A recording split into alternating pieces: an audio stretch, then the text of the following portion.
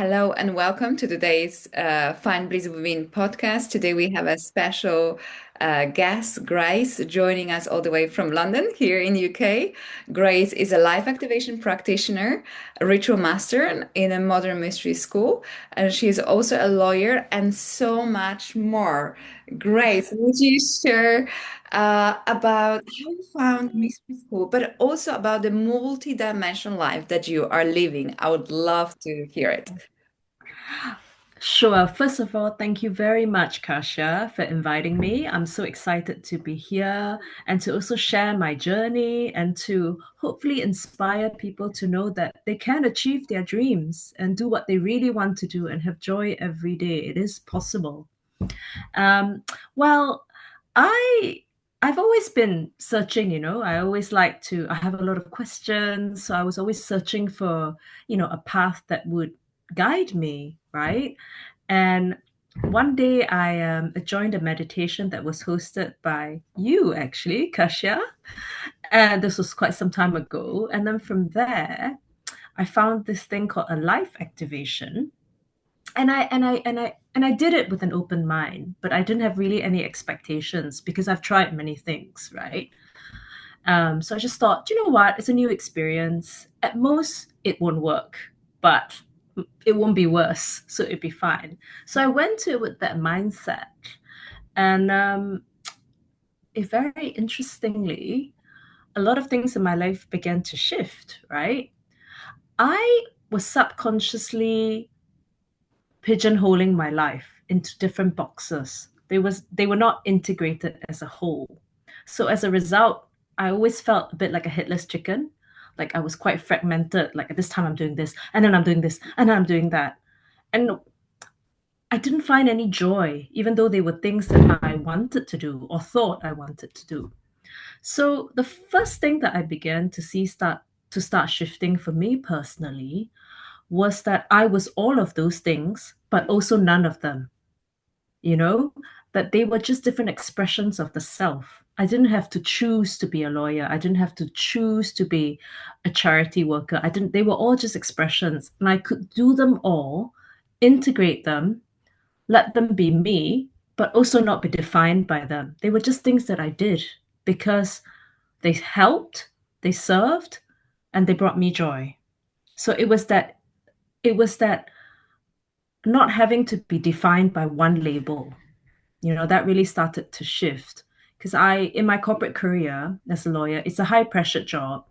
And I started to feel very resentful towards it because even though it paid very well, I started to think, oh, if I'm a lawyer, I'm not helping people. I also can't do this other thing. I just have to be a serious lawyer.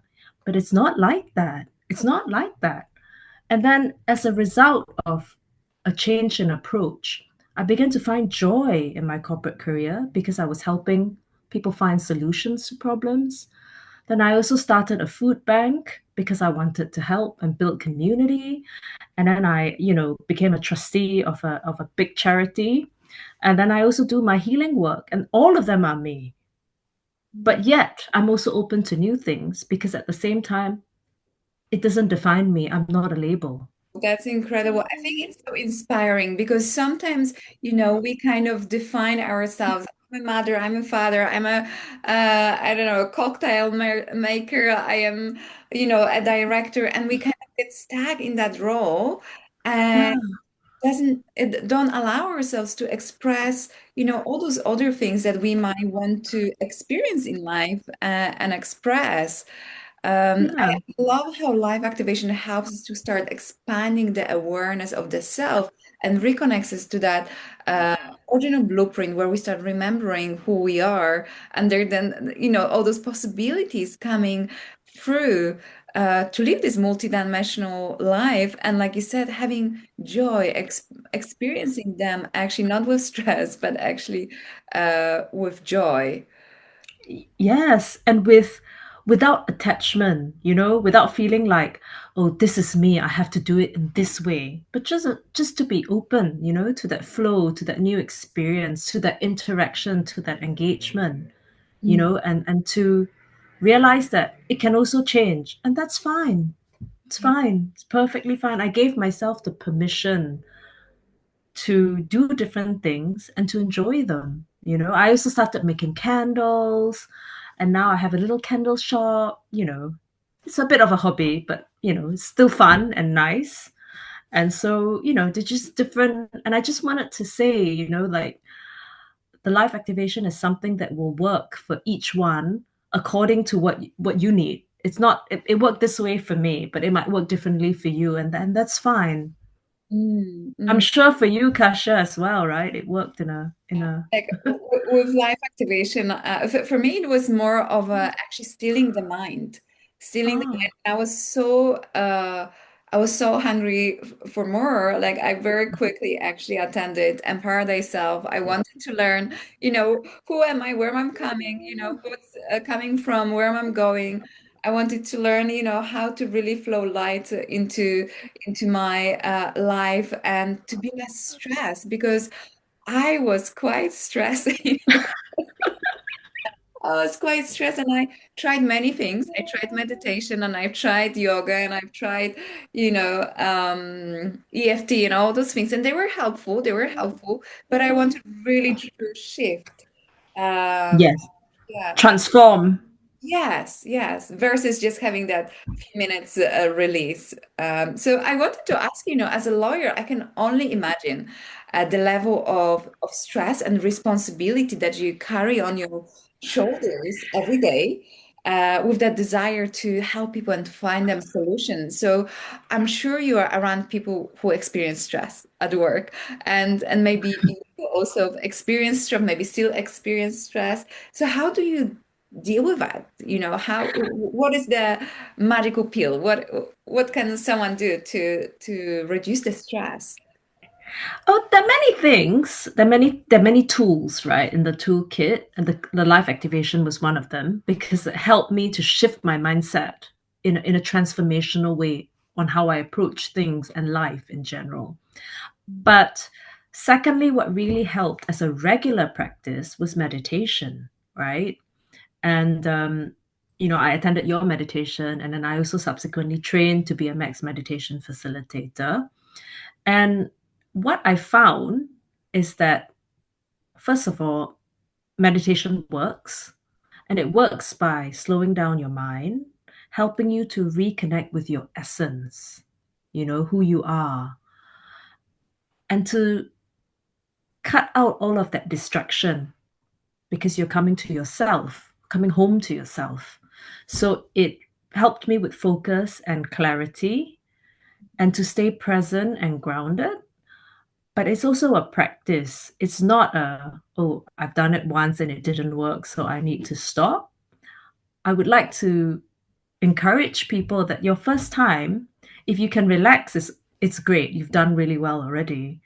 And also that meditation is not the absence of thoughts. Because I actually thought that. I thought, oh God, I'm never going to get there because I'm not going to have no thoughts.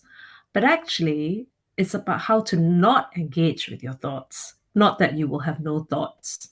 So I'm saying that because that knowledge helped me. Because at first I was thinking, oh no, I can't do this. I can't have no thoughts. It's not possible.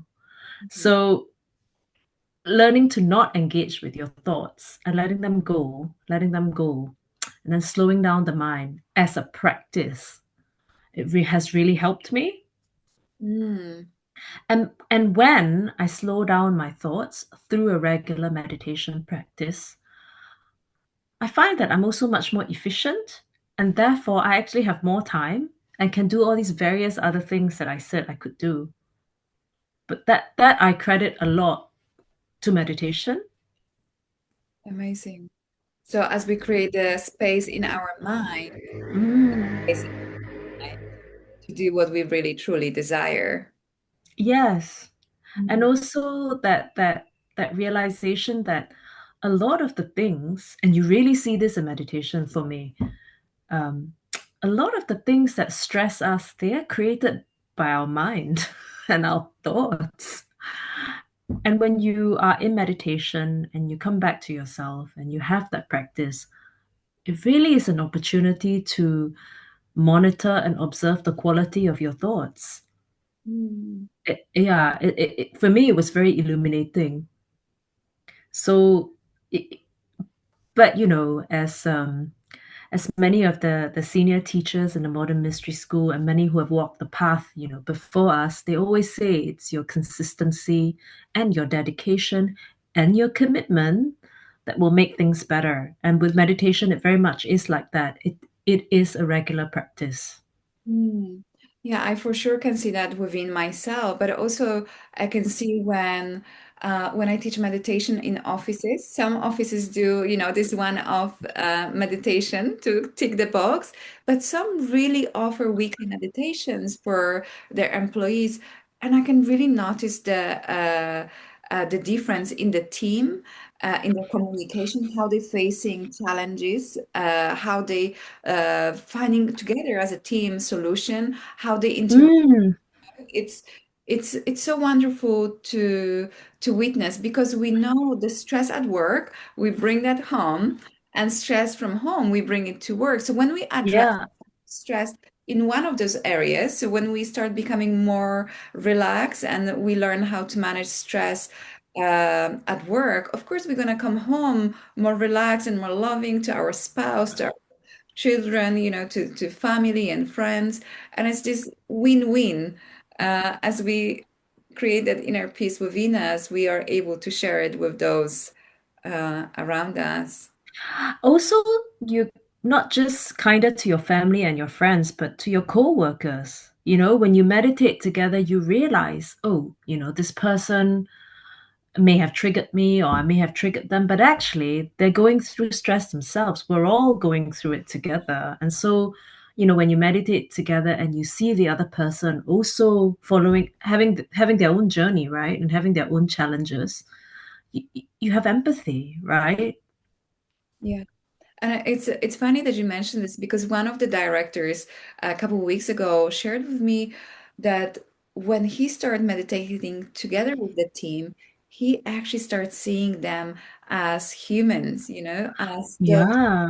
experience stress, those who also might have a challenges, maybe at home or with health, or maybe challenges at work, and seeing them actually committing to the meditation and wanting to be more peaceful and actually connecting at that level. Okay, you experience stress, I experience stress. Okay, let's find the solution to be more relaxed. So we can actually communicate better, so we can be more loving and kind towards to each other, especially when the challenge arises, especially where maybe disagreement Yeah. because when we work in a team, it happens. It happens. So It's so interesting because I was leading a meditation in a gym near my house, a gym that I'm also a member of. And a lot of people in that gym are, they have careers and busy jobs, right? And busy lives. And many of them have never meditated before. But I had some feedback which was like, oh, I've never given myself the permission to relax. And actually, coming to meditation, I've given myself that permission to relax. Wow, I never knew that I could. And that awareness in itself I found very rewarding, right? Because it also brings to your awareness things that in your conscious life you're not necessarily aware of. And for them, is that realization that they are so highly strung, they didn't even know how to relax. mm, And I yeah, think that for you, Kasha, if you're bringing, meditation to offices, it's also a good sort of timeout, right? In between, like, oh, I'm here at work, but here's a bit of break for my mind, for my body. yeah. And I love how, when we do relax, we actually realize how stressed we are or we were. Yeah. And then there's a deeper desire to face that stress, to look for solution and to look for the ways to reduce the stress. Because stress is not good for us, not for our mental, emotional, No, physical health. So when we realize that something needs addressing, then at least we can change it, we can improve it, we can tackle absolutely. it. Yeah. Yeah. And also when you're super stressed, you're just surviving. You're not. you're not thriving, you're not really living in the present or really alive to the present. You're just surviving. And actually, we don't have to live like that. We don't. And neither are we supposed to. Yeah. There's no flow when you're like running around like a headless chicken, like I was at the beginning of my journey, you know? And that I just realized that I was just, oh, I need to do this tick, tick, tick, tick, tick. But at the end of it, I didn't feel fulfilled because I didn't even enjoy it. Half the time I wasn't present because I was thinking about the next thing I had to do. And so by the end of the day, I ticked a lot of boxes, but felt absolutely nothing. Mm, yeah. It was only with, the life activation. And then after that, for me, the life activation came before meditation. Hmm. So it was only after the life activation then I realized that I needed to be more present and that they were just expressions of different things and I don't have to be attached to any one identity. And then building a regular meditation practice after that brought everything into a whole. Hmm. Hmm. I know for some people maybe it's meditation first then life activation. I'm not saying it has to be one way or the other, but just me. Mhm. And tell us a little bit more how, because I know after you did your life activation, at some point you felt called to do Empower Thyself program and initiation. So the things start shifting, but what was that call that you wanted to do more? It wasn't entirely a logical thing, but because I saw that it helped the initial step, so I thought, oh, if the first step helped me, I guess the second step will help me more. Hmm. So that's what led me to empower thyself. And actually, for me, I mean, I've gone on to do many other things, but that empower thyself class and initiation is very foundational and it's very important. It's actually maybe the most important step because all the tools and the rituals that were handed down, I still use every single day of my life, sometimes two, three times a day. And don't go into your mind for this one. It's not about the mind, but it works. Hmm. It really, really works. And do you find those tools, those ancient tools, do they help us also in our career, in our everyday life? Because we're using them every day. So what are some of the benefits, you can share you've experienced by using them? There are many, and we'll be here till midnight if I told you all of them. But the key thing is that it helped me very powerfully realize how I was projecting a lot of my past hurts and wounds and issues onto everything without even realizing it, right? Someone would say something and they didn't mean anything by it, but it would really hurt me. But I didn't know why. And then I realized that my reality was informed by a past trauma that is no longer part of my story. And I realized, oh, I need to heal from that. And if you don't heal from those things, you will always be colored by whatever's happened to you, right? And so you will not be making the best decisions because you're not making decisions from a place of reality, but from a past wound. So that doing those rituals and tools every day that was imparted via Empower Thyself, it made me realize these things. And so I was able to approach anything, everything, including my career, with a more balanced approach. Okay, this person said this, is that I'm wounded because of this other thing, not really what is happening right now. And that awareness really helped me to make better decisions for myself. And also, um, I've always been very sensitive, you know. So I take on a lot of things that are not necessarily mine, but I wasn't sure. I was quite confused. Is this really me? Why am I feeling this? And Empower Thyself helped me create my container much more strongly. This is me. This is someone else. I can have empathy, but it's not my issue, Mm. and that those are the two key things. But they're very powerful because they affect every day.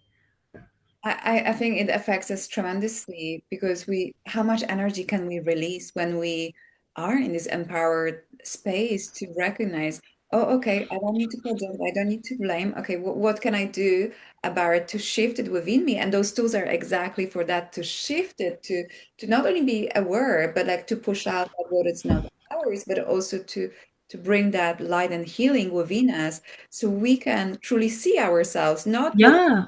with the pain, but actually who we truly are. And I always share with my clients that Empower Thyself, it was really for me like coming back home to me, but that divine self, not all the pain which were covering it, because I before, of course, was just seeing, the pain. So I was very reactive to the to situation, to the world.